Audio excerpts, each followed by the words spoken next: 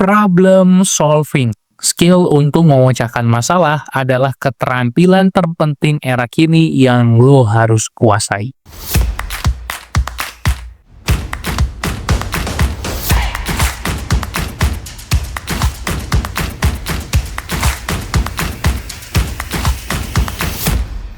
Hai, balik lagi bareng gue Umar di channel Pembelajar Produktif yang membahas seputar self-development dan productivity. Silahkan cek konten-konten lainnya di Instagram, TikTok, serta podcast di Spotify. Kali ini kita bakal ngobrolin tentang problem solving. Gimana sih cara kita memecahkan masalah? Setiap hari pasti kita berhadapan dengan masalah.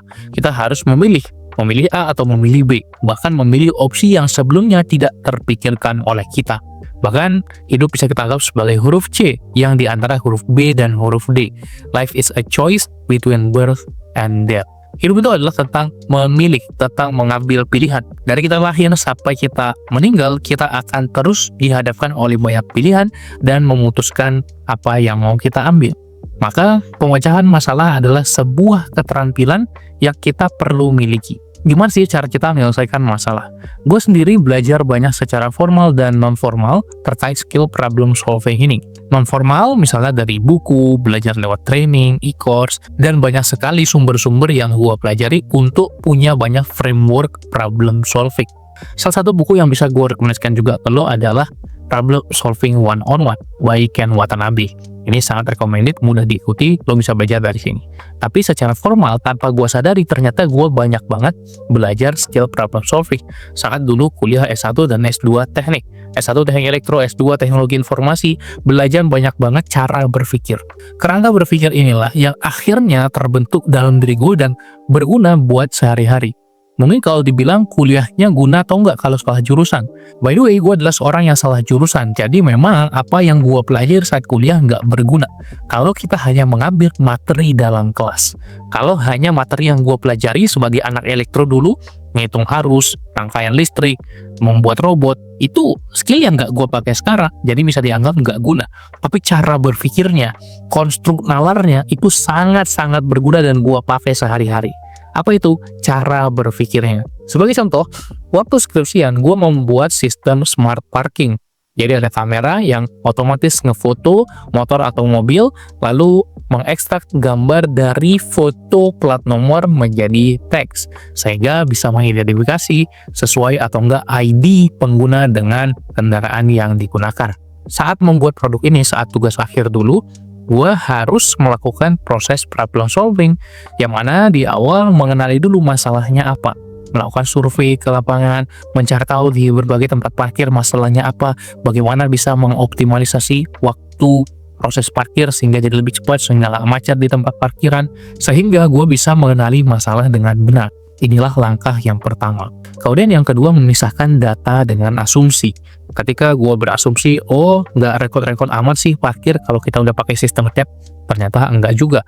Ada banyak sekali hal-hal yang gue asumsikan rupanya salah. Caranya dengan mencari fakta atau data ke lapangan. Yang ketiga adalah melihat pola yang terjadi berkali-kali. Masalah intinya apa?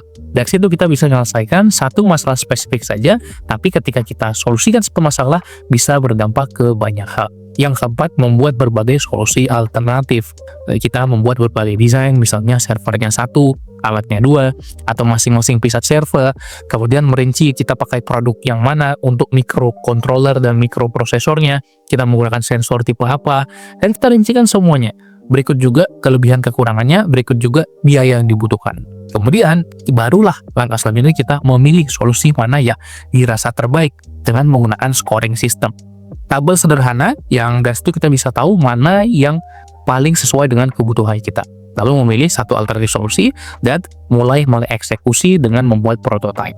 Kemudian tak lupa kita pantau terus dari proses kita mengeksekusi hasilnya, apakah sudah sesuai dengan tujuan di awal atau belum. Ini adalah sebuah framework cara berpikir yang kalau kita cari di internet ada banyak sekali variasinya dan nama-nama khususnya.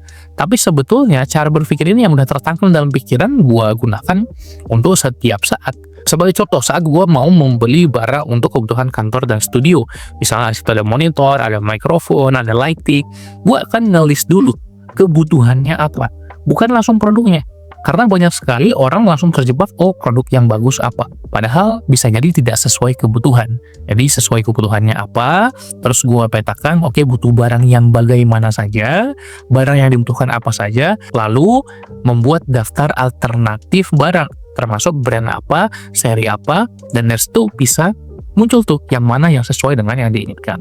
Buat tabel kelebihan kekurangannya apa, kemudian cost-nya berapa, yang mana yang paling worth, tergantung kita cari worth secara harga, worth secara value, atau worth secara performance. Itu semua dipetakan dan akhirnya memilih yang terbaik.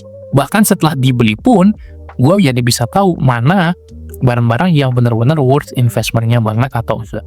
Sehingga ketika melakukan pembelian yang akan datang, pengetahuan gue jadi lebih kaya. Riset juga benar-benar dibutuhkan untuk mencari daftar barang-barang serta review dari internet. Itu sangat membantu mengambil keputusan. Dan inilah yang gue lakukan untuk memisahkan fakta dengan asumsi. Proses ini akan sangat berguna untuk banyak hal di kehidupan personal kita dan juga karir kita. Dan cara berpikir problem solving, kalau kita buat step by stepnya cukup sederhana. Tahu masalahnya apa, kenali masalah, kemudian coba cari tahu mana yang polanya berulang, memisahkan fakta dan asumsi, membuat solusi-solusi alternatif, memilih yang paling sesuai dengan menggunakan tabel pengambilan keputusan, kemudian mengambil aksi, mengeksekusi. Serta kalau kita mau membangun produk yang mahal atau bisnis yang besar, kita bisa memulai dengan prototype terlebih dahulu. Ketika gue mau bikin sebuah online course, sebuah program di 2020, gue langsung bikin e-course program yang berat dulu, yang besar dulu. Gua bikin satu e-course kecil aja, merancang solusi, mudah diikuti, hanya ada 15 video, dan minta feedback dari orang lain, sehingga bisa di-improve terus ke depannya. Sekarang sudah bikin banyak e-course program dan berbagai produk-produk digital lainnya. Alhamdulillah itu sangat mencukupi untuk gue sendiri, untuk tim, di pembelajaran produktif, dan akhirnya terbiasa untuk menyolusikan masalah, terbiasa untuk menghadapi masalah. Oh, bagaimana cara berpikirnya sehingga bukan hanya tertekan oleh masalah, tapi bisa menimbulkan solusi yang membuat kita justru bertumbuh dan berkembang. Jadi masalah ini kita harus anggap bukan suatu hal yang menjatuhkan kita, tapi memang dirancang untuk membuat diri kita lebih kokoh lagi, untuk membuat diri kita lebih upgrade diri lagi, untuk membuat kita naik level. Pelajarilah keterampilan problem solving ini dan lo bisa menghadapi masalah apapun dalam hidup. Coba silahkan lo boleh tulis di komen apa yang lo pengen tahu terkait problem solving. Sampai jumpa di video-video lainnya. Jangan lupa like, komen, dan subscribe Pembelajar Produktif. Salam pembelajar.